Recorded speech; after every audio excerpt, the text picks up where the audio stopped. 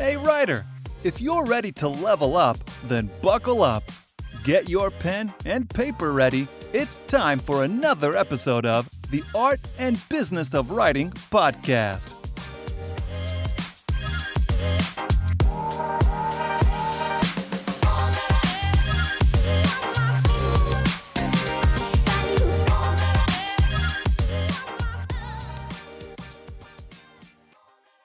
Hey guys, welcome back to another edition of the Art and Business of Writing podcast. I am your host, Chris Jones, where I am joined for a third time by John David Mann. I can't get enough of him. He's just an awesome guy. He's an author that I feel like, we've got a great rapport. We've exchanged lots of emails, talked a lot over the years, and wanted to bring him back again because he's got a lot of new stuff going. And it's been a long time since I've had on the podcast just a truly creative chat with a fellow author. And so this is going to be one of those episodes. John David Mann is an award-winning author whose books have sold more than 3 million copies in 36 languages, including the best-selling classic, The Go-Giver with Bob Burg, the New York Times best-selling memoir, The Red Circle with former Navy SEAL Brandon Webb, and the New York Times best-selling parable, The LATTE Factor, with personal finance legend David Bach. As a teenager, John started his own high school and was an award-winning composer and cellist before turning to careers as an entrepreneur and author. His book, Take the Lead, with former White House staffer Betsy Myers, was named by Tom Peters and the Washington Post Best Leadership Books of 2011. His first novel, Steal Fear, will be released in August of 2021. Iconic author Lee Child has called it a sensationally good and instant classic, maybe an instant legend. So without further ado, this is going to be an interview that you're going to want to save, download, keep, and just return to over and over. John David Mann. Hey, John, welcome back to the podcast. Man, it's my pleasure to be here. I've been looking forward to this. Yes, it's our third time together. The last time we were together, you were talking about writing the recipe. And now that that's in the rearview mirror, what are some of the lingering writing lessons from that book? It's funny. Every book, I sort of feel like I learn more about how to write a book with every book. Neil Gaiman once said I forget the wise old novelist that he was speaking with, and he said, he had written American Gods, and he said, I think I've finally learned how to write a novel. And his friend said, Neil, you never learn how to write a novel. You only learn how to write the novel you're writing.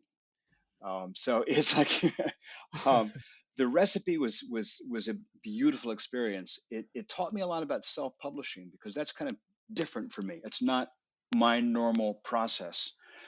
So that was really a tremendous learning experience, and I've tried to build on that since then. But God, it feels like a decade ago. It's like on with the next project. Yeah, so let's talk about that. How do you feel about self-publishing?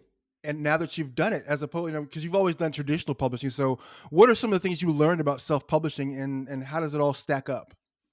I have so much to learn because I know so little about it. And that was, I have so little experience with it. I have a lot of experience working the traditional route with publishers. So I have a very lopsided experience set. But what I like to tell people, and I talk about this in the book, is, people have, I think, broad misconceptions about both traditional publishing and self-publishing. And here's how I see it. And I'm not going to get into, can you really make money self-publishing? How does the money compare? Because I'm not sure what the answer is to that myself. People always assume that if you self-publish, you must earn a lot more because you don't have to split the money, right? With in between all the middlemen. It's not exactly like that. Because if you're still selling your book on Amazon, they're still taking their cut. If you're selling your audiobooks through Audible or through some other venue, all the vendors are taking their cut. You're still, it's actually, the business model isn't that different from a financial point of view, but it's very different from a results point of view. And so here's my thought about that.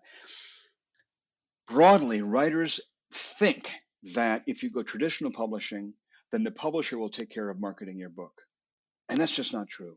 It's just not what publishers are set up to do. Publishers can't generate the buzz for you. They can amplify the buzz, and how much they do that and how well they can do that will depend on a lot of things. Is it nonfiction or fiction, how big, yeah, how big a following do you already have? How much are they willing to invest in you? But in a broad sense, when you publish with a traditional publisher, you need to promote as if you self-publish. When you publish through self-publishing, you have to produce as if you were a traditional publisher. And what I mean by that is, I see so many self-published books. People send me their books, and my heart breaks because, 9 times out of 10, 19 times out of 20, because most self-published books, at least most ones that I see, look terrible. I mean, they just look awful. And the content may be fantastic. The ideas may be beautiful. The experience behind them may be so valuable. So, my heart aches because I want this person to get their message out. But the typography, the internal layout, the book design, the cover, just, the proofreading, the syntax, the grammar, the punctuation, the spelling, even, it's just a mess so much of the time because it's homemade, it's self-published. And what you need to do as a self-publisher is you need to set the bar right up where it would be if you went through Simon and Schuster or Penguin or Hachette or somebody. And that may mean, depending on your skill set, it may mean hiring a proofreader, hiring an editor, hiring a designer. When I self-publish, I can design, I can even design a cover to some extent. But Chris, I'll tell you, here's something I learned with the recipe. Next time I do a self-published book, I'm not going to design the cover. I thought I could design covers, and I think that cover got in the way. I'm no good at marketing. I am not a marketer. And so if I self-publish again, and when I self-publish again, I'll do the writing. I'll even do the editing. I'm good at that. I'm going to hire someone to design a cover, a good cover, a cover that really sells. A subtitle that really works, a marketing message on the back cover that works, a blurb that goes up on Amazon that really works. Because those tools, I'm not that skilled at, and that's really, I think, really important to know going in. Yeah, it's like that old adage says, do what you do best and outsource the rest. Yes. Yes, that is absolutely the case. Now, given that you've written and co-written like nearly 3 dozen books, and many of those hitting the bestseller list with multiple millions of copies sold, you've written a book now called How to Write Good, or at least Gooder, which brings the culmination of probably all those lessons together in 130 pages. Yeah. What inspired you to put that writing book together? There are several answers to it, but one answer is you. Because I'll tell you, I mean, a couple of years ago, I forget how long now, you'll know, but you invited me to give a talk at a conference, a writers conference. And because of various circumstances, the thing never quite worked out. The date didn't work, the thing didn't work, the venue, whatever it was. We never did actually do that. But when you asked if I would do that, I started putting together thoughts on, okay, because I had never given a talk on writing. I'd given talks on the stuff that I write about my whole life, but I'd never given a talk on writing. So I started thinking about, what would I tell writers? And those thoughts started turning into notes that I kept. And then I started talking about writing on different podcasts and radio interviews and so forth. And I kept all those notes. And um, I always had that idea. It was always toward the idea of giving a talk. But then when I was redesigning my website over the last year, I wanted to produce some kind of gift for people who follow me on my website. I wanted to produce some kind of, free premium. And a lot of writers that I admire, they'll offer something like, a short story, an ebook that's a short story about their most well-known hero or protagonist, or they'll write, some little piece of fiction, or they'll write, some little guidebook or some little sample of their writing. And I thought, what can I do for people who follow my website? I could write a short story about Pindar, the mentor from the Go Giver books. I thought about that. I could write a short story about Finn, the Navy SEAL sniper, who's the hero of my forthcoming novel. And then I thought, man, I could do a book about writing itself. And so it grew. It was going to be a short little thing, like a giveaway ebook, like 20 pages. And as I was working on it, I realized that I had a whole real, honest to God book in me about that. So, I'll tell you, Chris, it was a joy to write. It felt like a labor of love from the start. I learned so much in the course of writing it. I learned stuff that I didn't know that I knew, and it was just a blast. Someday, I'll probably take it and publish it, out in the real world, where people can pay money for it and buy it and so forth. But right now, it exists purely as a gift of appreciation to my readers. Okay, and for our listeners, here's what's inside the book. He's got John's got an introduction. He's got 7 chapters and a conclusion, but the chapters are what it means to be a writer, how to tell a good story, the business of writing, and what it takes to make a living with words, the writing process, what it looks like behind the curtain, the hard part and how to survive it, and then an example of the craft, a detailed look at the first terrible rough draft, and rewrite better. The first page of The Go Giver, a real life before and after, and finally 7 secrets of rewriting, how to make a rough draft, how to take a rough draft, even a mediocre one, and make it sing with lots of real life examples of before and after. So, John, just kind of walk us through the book, like walk us through section by section if you like. You want to walk a little bit from each chapter, but tell us what's in the book itself. Sure, sure. Well, in a way, it's sort of a little bit of something for everyone, because I understand that not everybody who reads this book, are going to be sort of hardcore professional writers. I mean, a lot of people who read this book, and a lot of people that I wrote this book for, are people who, maybe they just write a blog, or maybe they write social media posts. They write things online, or they write for a newsletter, or they write whatever they don't necessarily, write published books, but whatever people write. I mean, even if you're just writing emails to other people, you can make it better. You can express yourself more clearly, more cleanly, more effectively, more powerfully. And that's kind of what I wanted to get at. My point wasn't proper writing or grammatical writing or even great writing. My point was how to take what you do and improve it. That's why I called it, how to write good, or at least gooder. Um, so I started out kind of talking about the experience of being, what makes you a writer, the experience of being a writer, and what it's like being a writer. And I define a writer as not necessarily, whether you get paid for it or not necessarily whether you're professionally called a writer, or that's your career, or your profession. To me, a writer is somebody who practices writing every day and works at it to get better every day. A writer is somebody who does it, who is. So I'll give you an example, which I give in the book. I used to be a professional cellist. I played the cello, and I played for hours every day. I still know how to play the cello, but I don't practice anymore. It's not something that I do, so I don't consider myself a cellist. I am a former cellist. I still love music. I think about it all the time, but it's not my daily practice. If you have a daily practice of writing, then you're a writer. It might only be half an hour a day. It might be you write a blog post a day. It might be you write a Facebook post a day. It might be you tweet, whatever it is. So I write about that, about the experience of the practice of writing, and then I kind of take it from that general point, sort of getting more and more practical as the book goes through. Talk about the key elements of a good story, and maybe we'll circle back to that, because that's kind of, to me, it's so critical. What is a story? What makes a story?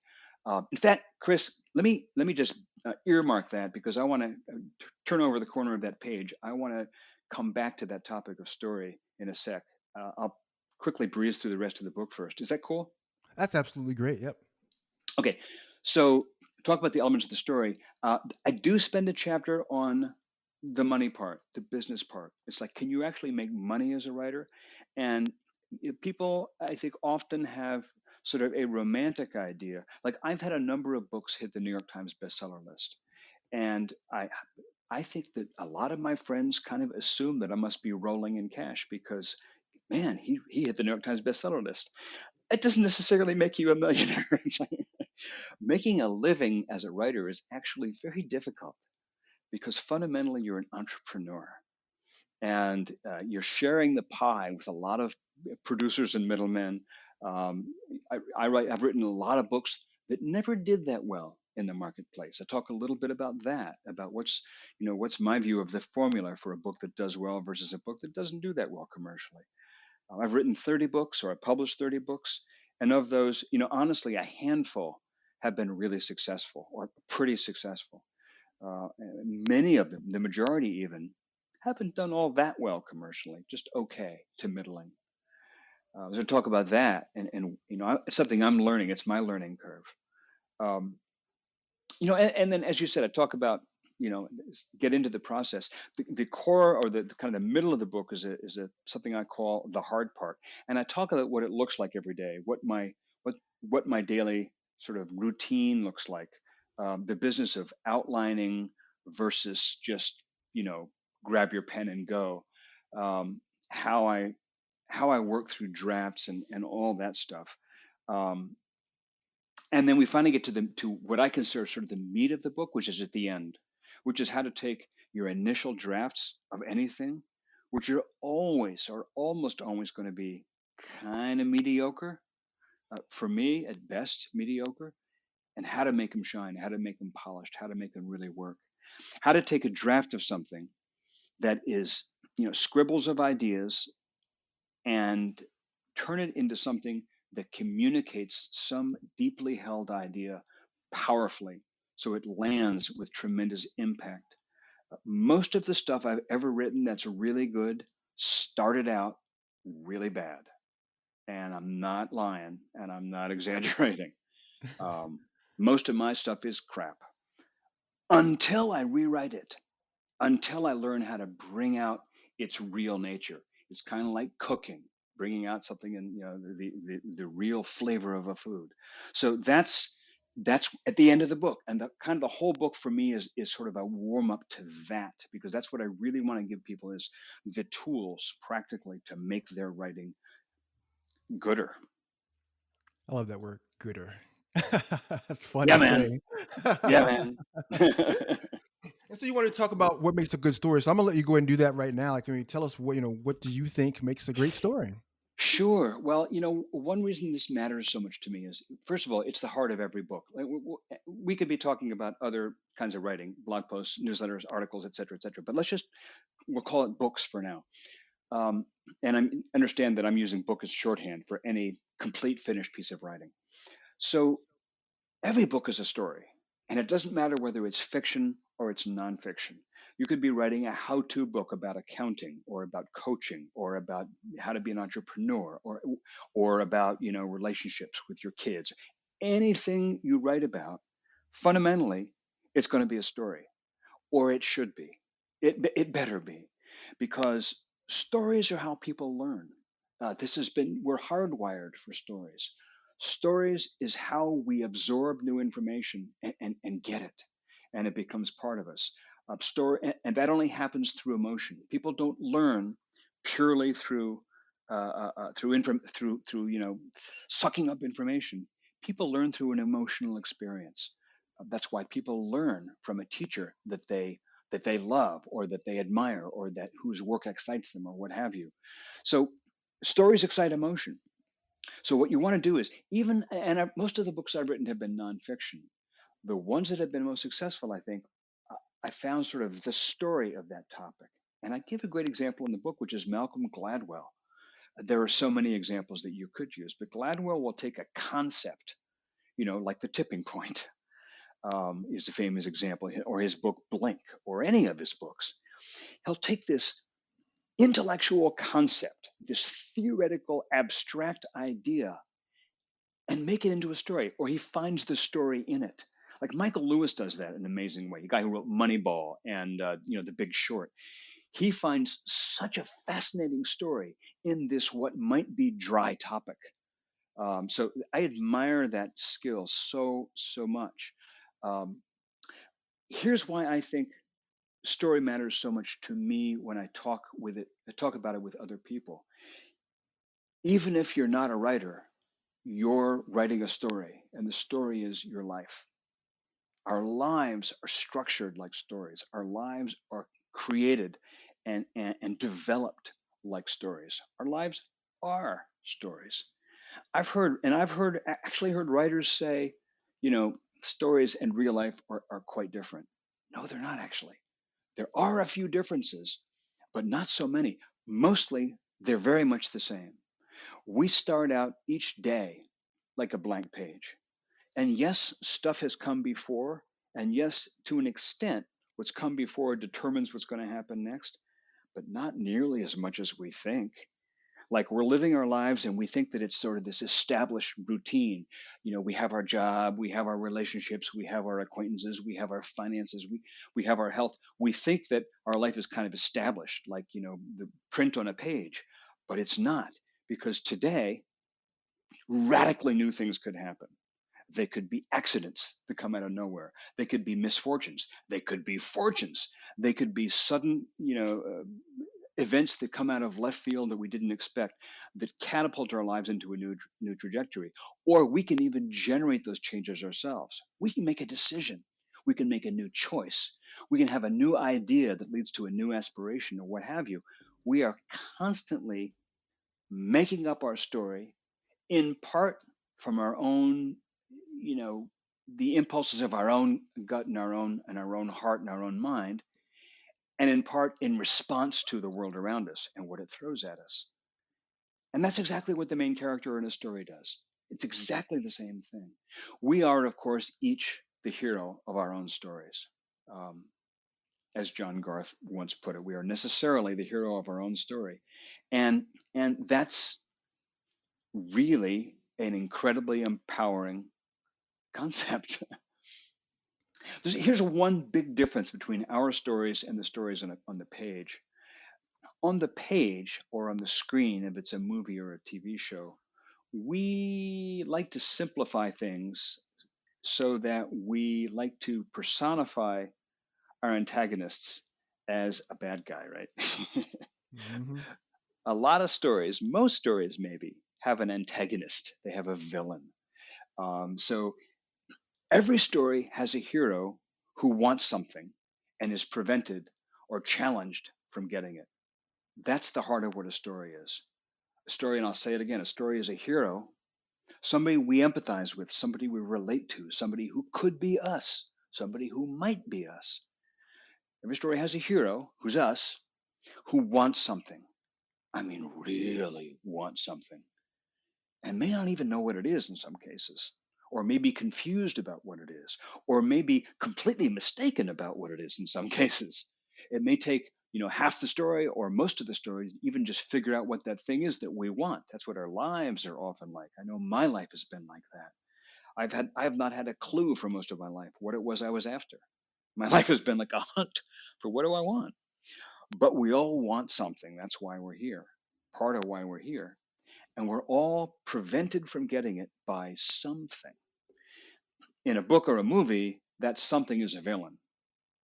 In real life, we still like to try to make it a villain. It was my ex-wife. If it wasn't for her, my life would have been great. Nah, it was my father. Bastard man, if it hadn't been for him. It's my boss. It's the president of the United States. It's whatever. It's my kids. They drive me crazy.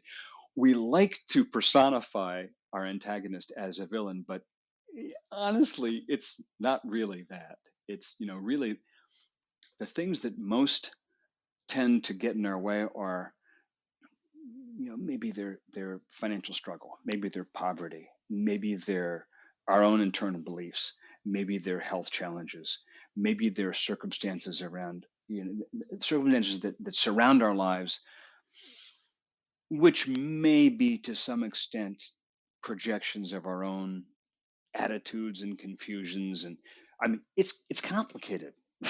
What stops us from doing what we want and getting what we want? Um, so I think that, as long as we understand that the heart of a story is there's a hero who wants something, and the adventure, the quest of going after that something, and getting through all the stages like a video game, right? Playing all the levels and beating all the bosses and situations and getting to that treasure chest, whatever it may be. That's the heart of a story. That's the heart of our story. That's what we're doing. And the sooner we understand that we're writing it, we're the author, um, the more fun it is. the more powerful it is. That's a great explanation of a story. And the fact that you were able to tie that into our lives, I think people can relate to that. Like people can relate to their life being story. Because I know that's a metaphor that I often tell myself as well, that my life is a story or my life is like a story. Yeah, and here's another thing about that that has been really kind of illuminating for me, and I mean illuminating sort of as a person, not just as a writer. Uh, One of the things I've learned over the course of my writing career, I think probably the most important thing I've learned, or the thing where I spent the most time learning, is rewriting. It's like kind of already said that, right? That's the point of the book, is like how to rewrite, how to make your stuff better. And one thing that's been really amazing to me is to see how much better something can get. I've had a few editors I've worked with who've been so incredible in helping me take something that I thought was really good and see how much farther it could go, how much better it could get. That's been incredibly gratifying. In fact, I think some of my early books I could probably do much better now. I just wrote a series of about 100 quotes from the book How to Write Good. Right, this is for putting up on Instagram as quotes and on Twitter and on Facebook. And the person I'm working with, who's turning them into graphic images, kicked them back and said, "These are working great for Instagram and Facebook, but they're too long for Twitter." I was like, "Of course they are, 280 characters." So I had to take this page of like, it's about 5 pages of text of about 130 different quotes. And for a lot of them, I had to cut out like 50 or 60 letters. I had to cut them about 20%, 30%. I thought that's going to be hard. So I went through the whole thing. I just did this yesterday. I went through the whole thing and I got to him and I said, "You know what? Every single one of them just got better than they were. I should go back and rewrite the whole book now." Um, it's amazing to me how much stuff you think is finished can get still so much better. Yeah. This is our lives. This is our lives. In so many ways, the story of our lives is not to rewrite because we made mistakes, not to rewrite because we're a mess, but just because we can do so much better. Our relationships, our career, our health, our just every. This is how I feel, anyhow. I feel like my life has been a process of continuous improvement, just because I've learned new tools about how to do something better, how to manage my health better. I was married twice before. I have 2 divorces behind me, and I'd like to say that I stepped up to the plate twice and struck out, and then the third time I hit a home run, which is cute, but it's not quite the truth. The truth is, I mean, it is the truth, but another part of the truth is I've gotten a lot better at understanding how to do a relationship, how a marriage works. And that's, man, that's the rewriting process. It's just the process of improvement. So that to me is one of the strongest pieces about your life as a story, is that it also means you get to write a rough draft, and you get to write a second draft, and you get to write a third draft, and you get to improve it and improve it and improve it. And you could do that for your whole life. And it's not even a question of, like with a book, you publish it at some point and then it's done. Well, I guess you'll be done when you die, I suppose. You could say that. But I don't think of dying as publishing. Um, I just think of it as a story that's constantly getting better. Maybe it's like story like the Odyssey or Beowulf, or some story that's that was told for thousands of years and passed down from generation to generation. Maybe that's what our story is like. It's passed down from year to year, by us to us to us to us, and just keeps getting better. Oh man, I love that whole concept of like revising my life story. Yeah, That's kind of a nice way of looking at your life. Like, oh man, well, let me just go and take this draft and revise it again and polish it and put it back out there. it's kind of freeing because it saves you from a lot of self condemnation. I mean, Yeah. it does me anyhow. I think that I was a mess when I was in my 20s and 30s. I didn't think so then. I thought I was hot stuff. Yeah, I think we all get to that. I look back now and That I'm like, what realization. were you doing, man? What were you thinking? But I was just doing the best I could. I was doing the best I could. Oh man, that's great. But they always say, in order to be a great writer, you have to lead an interesting life. You have to live life to be a good Yeah, writer. yeah, And I think that's so yeah. true. I agree, and and that doesn't necessarily mean you got to be like Hemingway and go do bullfights and cover wars and jump out of planes. It just means living a life. To me, an interesting life is a life where you're examining it every day, and where Yeah. you're just enriching your own experience by how you relive, how you do the Groundhog Day thing. So what would you say like is the best writing advice you've ever received? Well, maybe it's this. I had a screenwriting teacher named Hal Crosman, who I really, really admire, and he taught us so many skills and particulars about how to write. One of the things he taught that was really great. We'd write a line of dialogue, and he'd say, "Now that's good, but come up with 7 ways you could do that." And I was like, well, "Why come up with 7 ways? Like I just look for the best ways." But I learned from him that there's always options. That there's so many choices. There's so many good ways you could do it. Even so many best ways you could do it. I learned so many things from him. But um, best writing advice I think from him was to be at the top of your game, to be an A-list writer in Hollywood. That was my goal then. That was the goal of this course. You need to have 2 things. Number one, your writing needs to be better than your best. You don't need to do your best. You need to do better than that. You need to be excellent in the real meaning of the word. You need to excel. You need to be better than everybody else. I mean, you know, in a manner of speaking. You need to be better than yourself, be even better than your best. And that just simply means working at it every day, improving every day, really improve your writing, make your writing just be fantastic. So, but number two is you need to be easy to work with. You can't be a jerk. You can't be a prima donna. And for me, what that boils down to is you need to learn how to be open to good critique.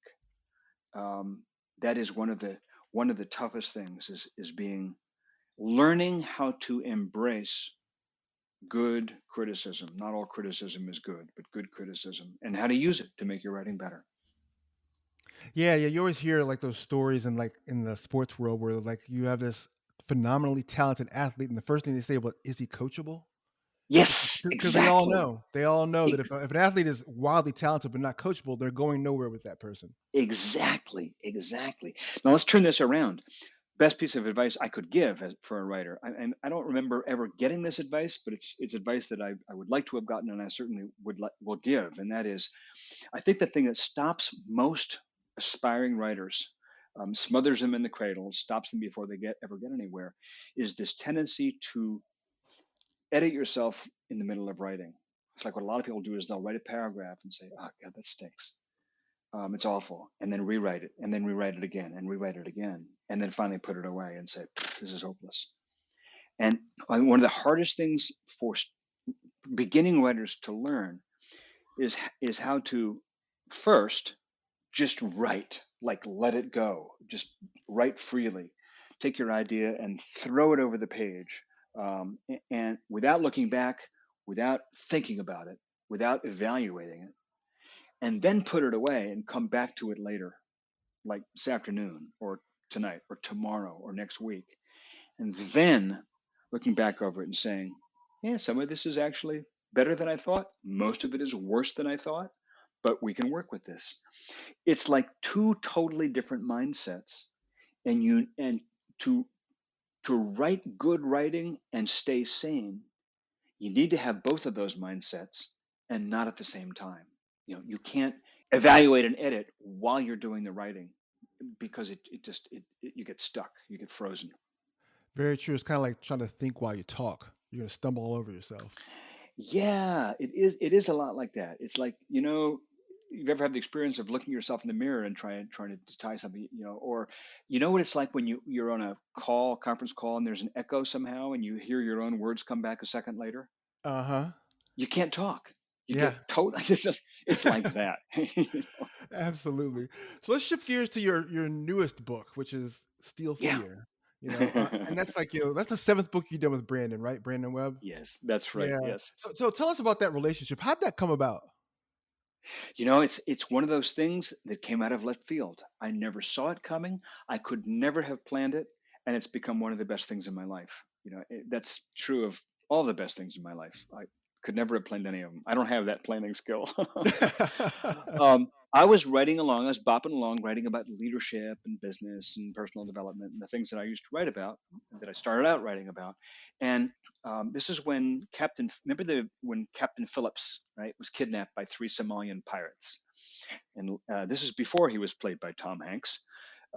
And they brought out 3 Navy SEAL snipers who went pew, pew, pew, took out those 3 pirates with 3 coordinated shots. Like synchronized swimming shots. Everybody saw that happening. This is in 2009, I think. All over CNN for days. It was like a huge thing.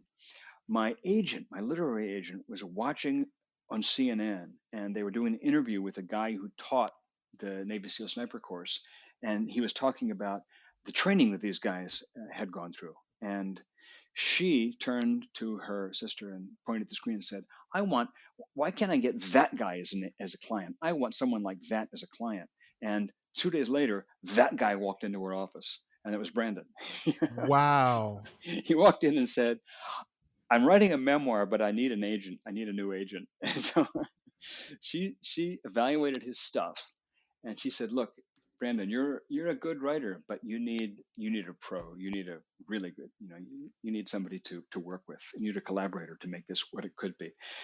And she contacted me and said, this isn't what you do. This is not your area, but are you interested? And I looked at the stuff that he'd done, and I said, oh my God, I got to do this. Absolutely. I can't not do this.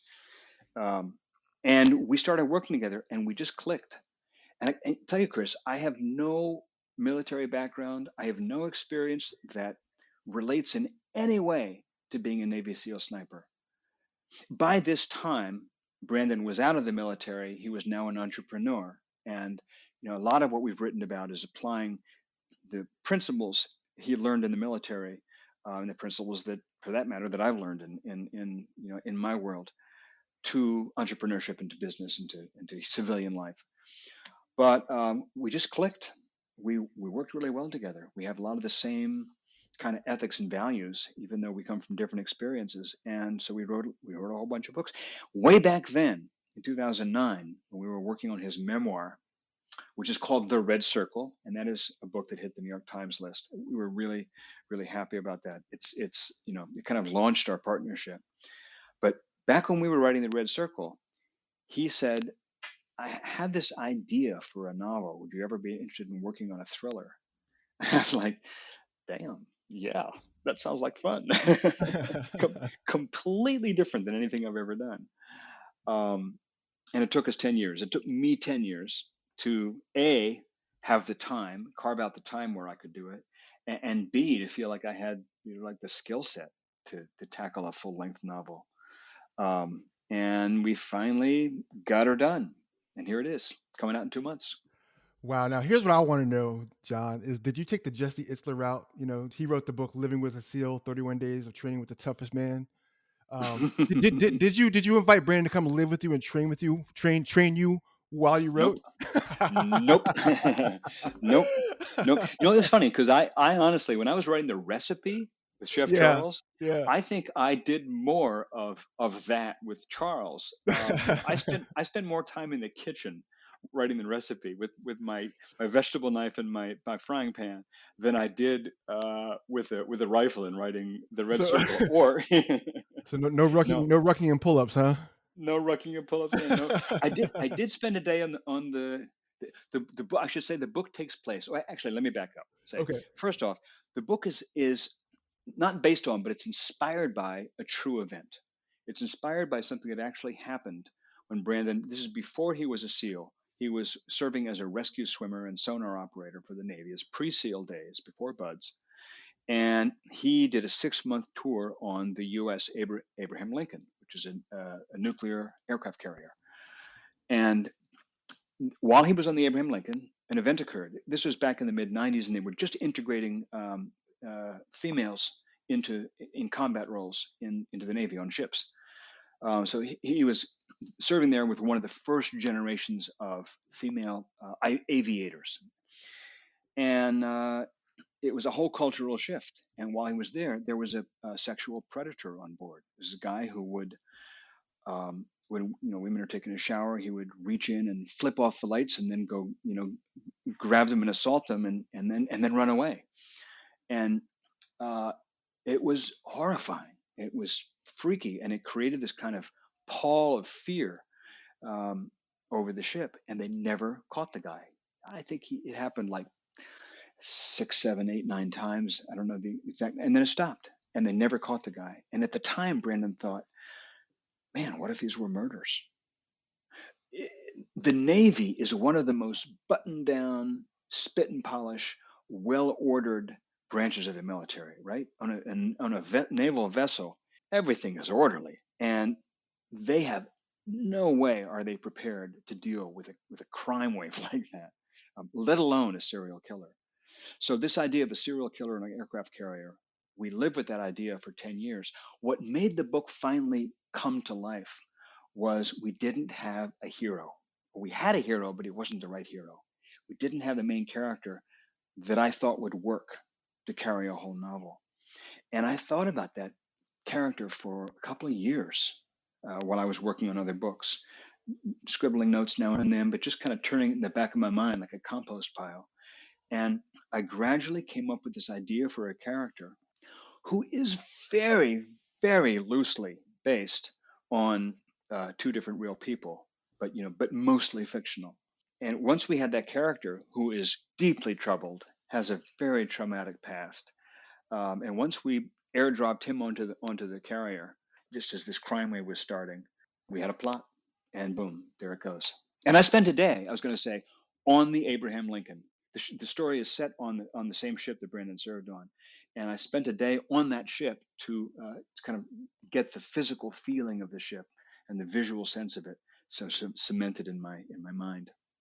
Yeah, I think that's so cool about that. I was like, that's the one thing, if I'm writing a book like about a failed space mission, I have no affiliation to NASA at all, Yes, or space yes, travel experience under my belt, then it means I've got to spend months of researching to create characters and situations that are believable, yes, and yes, including the jargon that people in NASA use. But exactly. having Brandon just gives you that advantage because he has that military background. Like, talk about how he helps you with the learning curve on research in terms of military to make your characters and your storylines very believable. Yeah, that's a great question. So it was kind of a two-pronged approach. First off, I'd spent by that point 10 years with Brandon doing tons of interviews over the phone. We've done most of our work on the phone. I've seen him. We've seen each other, many, many times, usually in New York, but in other places too. So, we know each other really well in person, but most of the work we've done has been by phone. I interview him, he talks, I record, I transcribe, and boom. We've done this, for probably hundreds of hours over the course of all of our writing. Also, for a few of our books, I did a lot of interviews with some of his teammates, with family of SEALs, with a lot of sort of more peripheral people in the community. So I already had kind of gotten steeped in that world a little bit, as much as an outsider can be steeped without actually, like you said, going and rucking, going on missions, going on, flying out places. Just in terms of, I already had some familiarity. But we started working the book. It was kind of a two-pronged thing. I did do that deep dive. I spent, a few months deeply on the internet, scouring, digging, reading books, watching documentaries. So I did a lot of my own research as if I didn't have Brandon, as if it were totally up to me, because I wanted to get as steep. I'm completely unfamiliar with aircraft carrier culture, with the Navy, with how any of that works. So I wanted to get as familiar with that as I could, in part because the research itself spurred story ideas. James Patterson says that the cure for writer's block is research. Just go do more research in your area, and ideas will jump out at you from the page of research. And it's true. A lot of the plot twists in the story came out of things I stumbled over when I was digging around on the internet, or watching a documentary or reading a book. But then I'll come up with an idea, or I'll flesh out a passage or a scene or a situation, and then I'd go take it to Brandon and say, hey, this happened or that happened. I have this going on. Does that work? Or how would you do this? Or how could that happen? And then we go back and forth. And he would set me straight. say, yeah, this would never happen that way, but it could happen this way, or they would never say this, but they'll say. For one thing I learned is how people talk. I would draft a lot of dialogue and he would say it's good, but they would never say this, they would say that. The way that you say sir to an officer, you don't say sir to an enlisted man. So even like the master chiefs, who are way, way high up in the command structure of the ship, you don't say sir to them because they're not an officer. I didn't know that. You don't salute a master chief. There's a one character in the book who's the command master chief. He is the highest ranked person on the ship, probably except for the captain of the ship, in terms of his authority over the entire enlisted crew. Nobody says sir to him and nobody salutes him. It's just not the way you do it. Cool. I mean, a lot of the stuff about the subtleties of the culture, I learned from Brandon and from a few other people that I consulted with. Right now, by the way, I'm writing the sequel, which takes place in Iceland. And not only have I never been to Iceland, and do I know nothing about Iceland, but there's a pandemic going on, and I can't go to Iceland. So, my God, I found this person, this young woman in Reykjavik who is Icelandic and who is just incredibly generous with her time. And I'm going back and forth with her like crazy on email because she's helping me straighten out so much of my clumsiness and awkwardness. So yeah, it's great to have a research partner, and it's even better when they're your co-author. That's phenomenal. Just that idea of just having people in the right places to help you with your scenes. Yeah. I Well, mean, I'll tell you, I have two psychologists, actually a psychologist and a psychiatrist, both of them very close friends, actually both of them past co-authors, but good friends, both of them, who helped me enormously in developing my character. I think the ability to consult with experts is just so valuable when you're telling a detailed story. It's not so crucial when you're writing a parable, because in a parable, like the Latte Factor or the Go Giver, there's a lot less detail. So you're able to make up a lot more of it out of your own experience without having to check the facts of it. But even there, I'll same thing, man. I will go and I will, for this particular passage about sales or that particular passage about finance or whatever it is, I'll go find an expert to talk about to make sure it might only be 3 or 4 words on a page that you come up with that are. There's a passage in the Go Giver in Deborah Davenport's speech when she's talking about authenticity, and she says she learned everything about sales from A to Z, and then there's this murmur in the audience. She says, "Oh, you don't believe me?" And she starts reeling off all of these closing techniques that start with A, with B, with C, with D, and she goes through the entire alphabet A through Z. Um, I had to get that. I'm not a salesperson.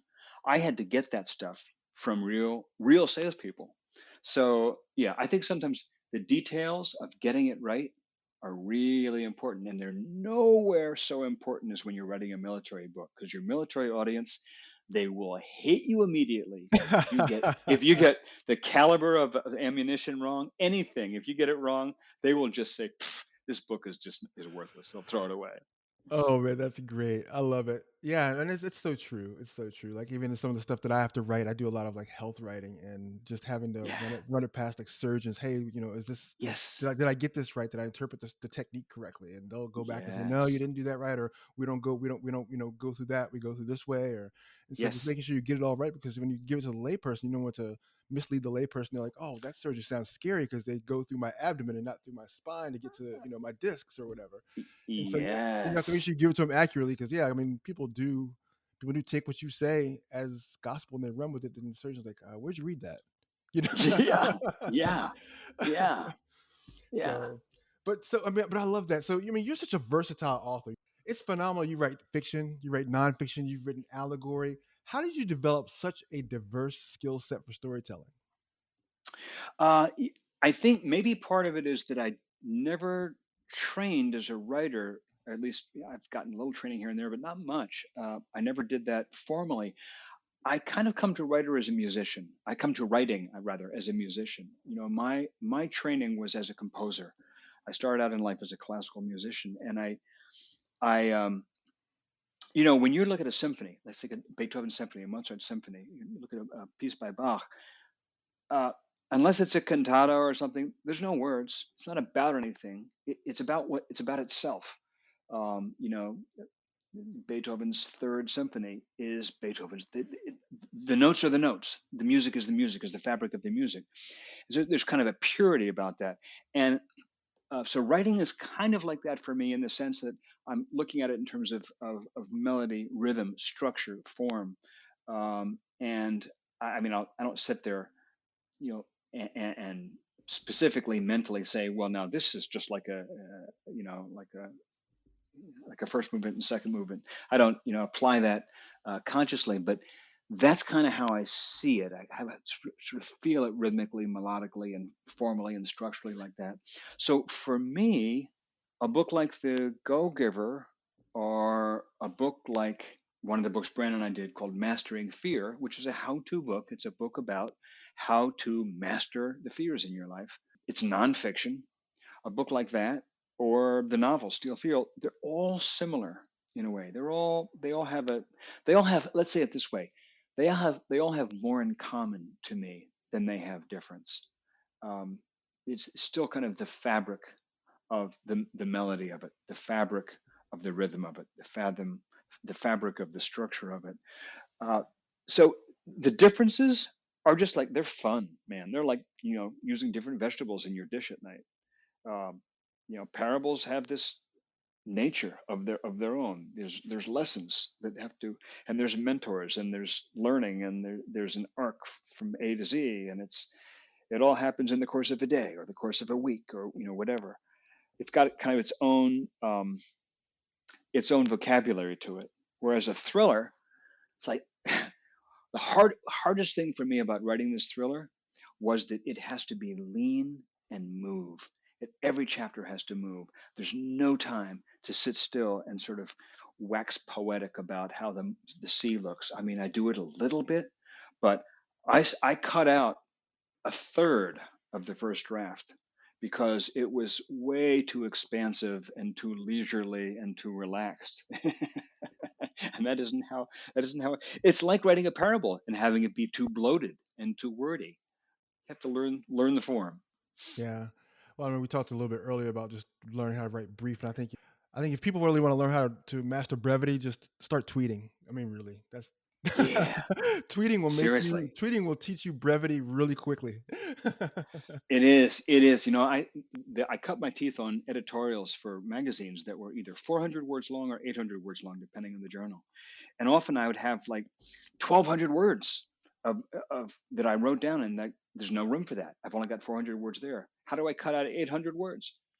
You just find what you're really trying to say and get rid of all the rest. That's the truth. Condense, Yeah. simplify, condense, simplify. It's like cleaning out your attic, cleaning out your basement, cleaning out your bedroom closet, throwing all the junk you don't need. Why do you have it there? You don't need it. It just collected, like extraneous words that you don't need. And that has been the biggest lesson in writing the thriller for me, is economy, brevity, clarity, and how much power that creates.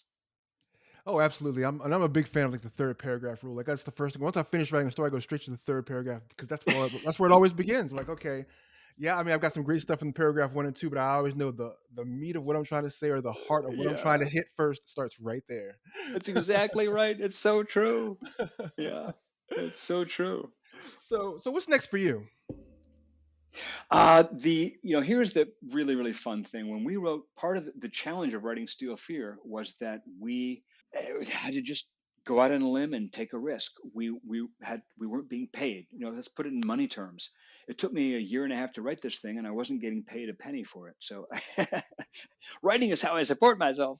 Right. So we had to write this thing with absolutely no idea if anybody would A, want to publish it, B, if they'd pay us anything for it, and C, if it would sell when it got published.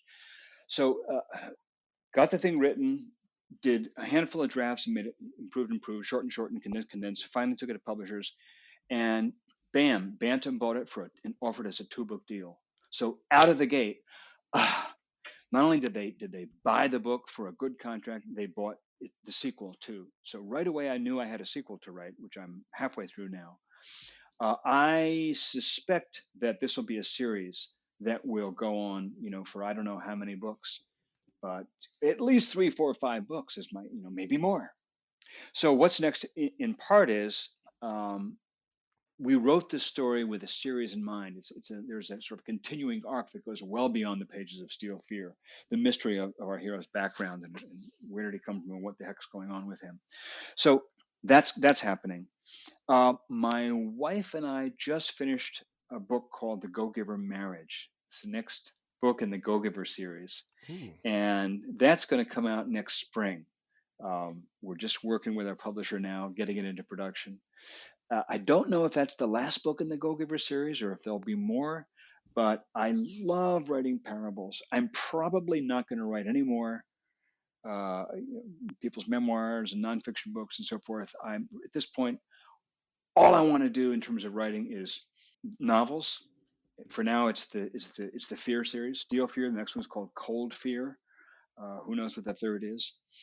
And then parables. I just love writing those parables. So I'll be doing more of those, and maybe I'll turn How to Write Good into a published book one of these days.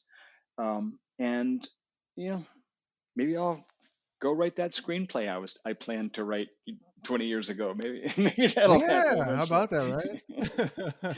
My plan is that in my 80s, maybe my 90s, but anyway, in the twilight decade of my life, I'm going to go back to composing, to writing music, which I really adore.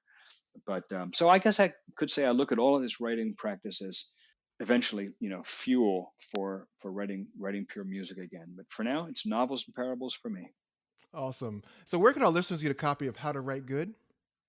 How to Write Good at present exists only as an ebook on my website. And it's there. You can get it either for Kindle or for, iBooks, for, any of the different ebook platforms, as a PDF. So you can print it out on your home computer if you prefer that way. But it's not sold as a hardcover or as a paperback. In fact, it isn't sold at all. You can't buy it even if you want to. You have to get it free. I'm sorry, it's the way it is. And the way you get that is you go to my website, which is just my name, johndavidmann.com. And right on the front page, you see my face. Next to my head, there's a red button that says free ebook, and that's the book. So that'll take you to it. All right, that's John David Mann with 2 N's, guys. MANN.com. Yes. And then how about Steel Fear? Where can Steel Fear be purchased? Absolutely everywhere. Barnes and Noble, Amazon. It's going to be it's already listed on Walmart, Target, Books A Million, Indie Books. Wherever you can buy books, it's there. Without any modesty, I have to say it's already getting rave reviews. Some of those reviews are published on my website. We got a starred review at Booklist, a starred review at Publishers Weekly. Brad Thors endorsed it. Lee Child, who wrote Jack Reacher, endorsed it. Steve Barry, the New York Times novelist. It's making a buzz. It's pretty cool. We're very excited about it. Yeah, it's gonna be exciting to get a hold of that. So, John, thanks so much for your time again. It's been great to interview you again and just talk about the writing life and talk about your books, and it's always a good time. Always a good time. It's always a good time, and thank you for being for prodding me and being the inspiration to get this book written in the first place. Oh, you're absolutely welcome, man. Take care, and looking forward to seeing all you continue to do in the future. All right, man. We'll talk again. All right. How's that for inspiring? I hope you take action on one thing you learned in today's episode. If you haven't subscribed to the podcast and left a review on iTunes, I want to encourage you to do that too. Finally, be sure to visit chrisjonesinc.com to sign up for updates. Don't worry, I won't spam you.